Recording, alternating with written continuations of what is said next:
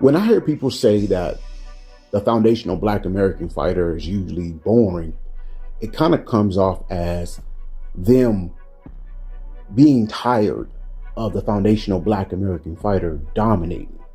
The foundational Black American or so-called BA fighter are the only fighters that fans ask them to not do what makes them successful inside of a boxing ring. They're always asked to put themselves in position to give their opponent at least an opportunity to win. Case in point, the foundational Black American or so-called BA fighter are the only fighters that are asked to stand there and trade.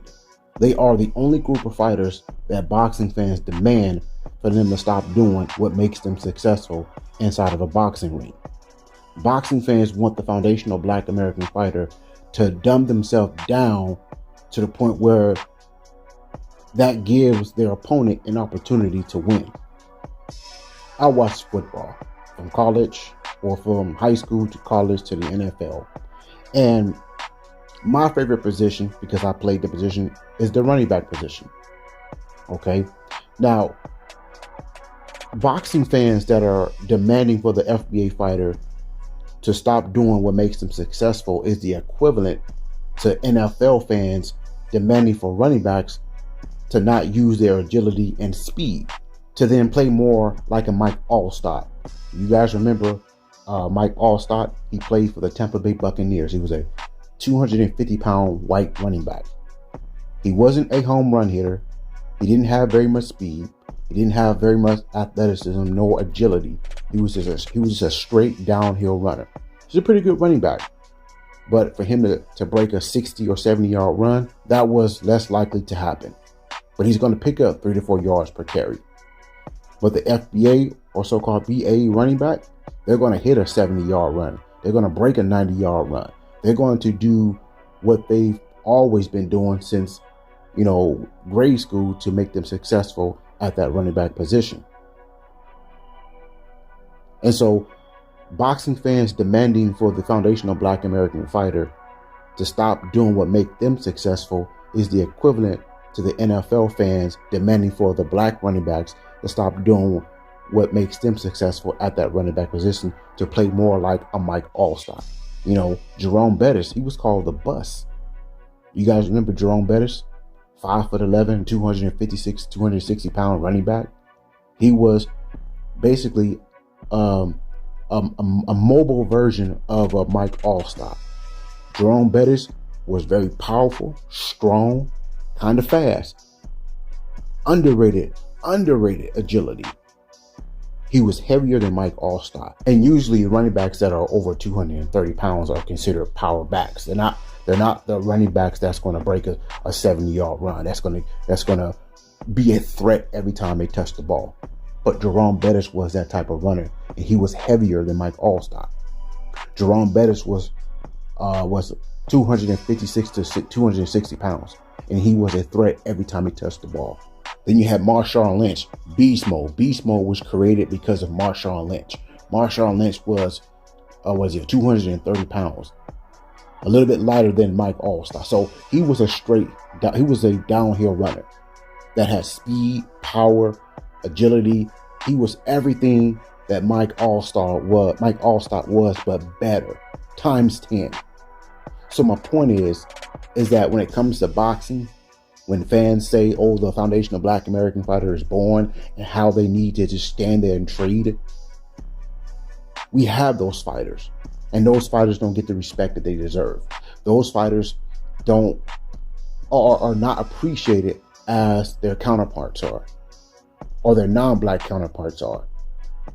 Okay, when a foundational Black American pure boxer decides to stand there and trade, boxing fans get excited, hoping that they'll get clipped with something, because that's all what it matters at the end of the day.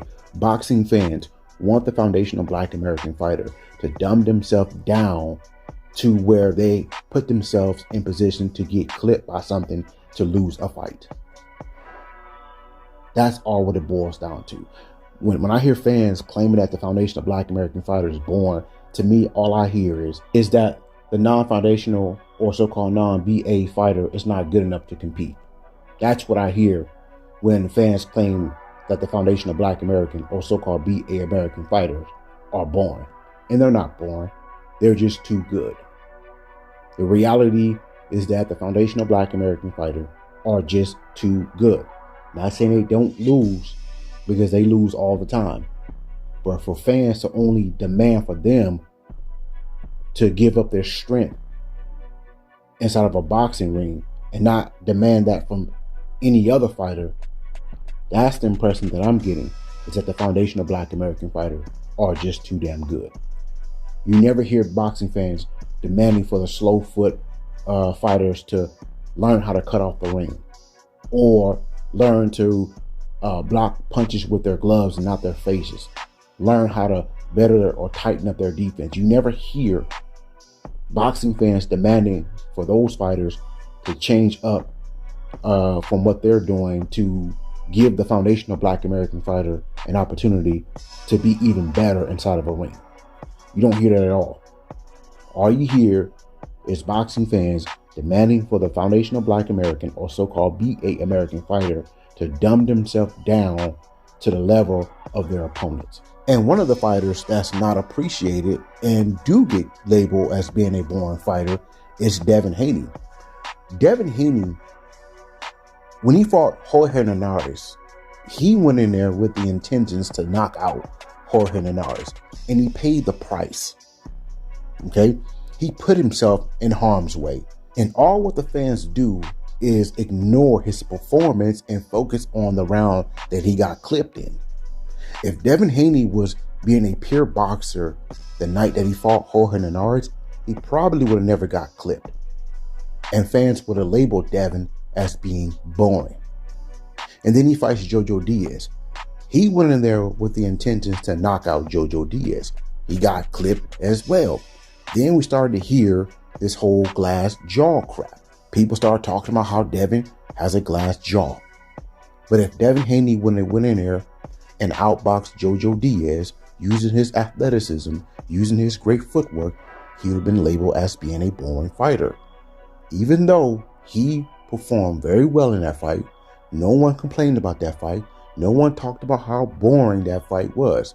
The fact of the matter is that Devin got clipped, and boxing fans used the round that he got clipped in to criticize Devin about having a so-called glass jaw. And then the Vasily Lomachenko fight. That was probably the most entertaining fight that I saw Devin Haney in. No one talked about how boring Devin Haney was. Okay? And the reason why is because Devin Haney was not boring inside that ring the night that he fought Vasily Lomachenko. Devin Haney went inside that ring with the intentions to knock out or stop Vasily Lomachenko, and that's why that fight was very entertaining. Nobody who hates Devin Haney gave him credit on how entertaining that fight was between him and Vasily Lomachenko. But you hear more people crying about the outcome of that fight, right? You hear more people crying about the judging and how the so-called wrong man won the fight. But we're talking about people that want to be entertaining.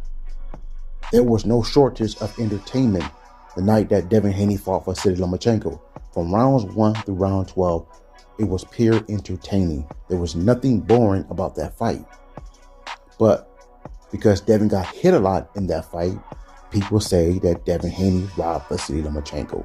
Instead of crediting Devin Haney and Vasily Lomachenko for giving us a great fight, people cried about how Devin shouldn't have won that fight. And then we go to Regis Prograis. Didn't really hear people crying about that fight. And then the famous Ryan Garcia fight. Remember, people labeled Devin Haney as being a boring fighter.